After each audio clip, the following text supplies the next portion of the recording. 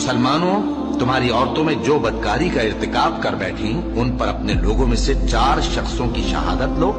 अगर वो उनकी बदकारी की गवाही दें तो उन औरतों को घरों में बंद रखो यहां तक कि मौत उनका काम तमाम कर दे, या अल्लाह उनके लिए कोई और सबील पैदा करे। और जो 2 मर्द तुम में से बदकारी करें तो उनको ईजा दो, फिर अगर वो तौबा कर लें और नेकूकार हो जाएं तो उनका पीछा छोड़ दो।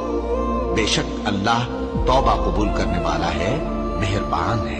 अल्लाह उन्हीं लोगों की तौबा कबूल फरमाता है जो नादानी से बुरी हरकत कर बैठते हैं, फिर जल्द तौबा कर लेते हैं। बस ऐसे लोगों पर अल्लाह तवज्जो करता है और वो सब कुछ जानने वाला है, हिकमत वाला है।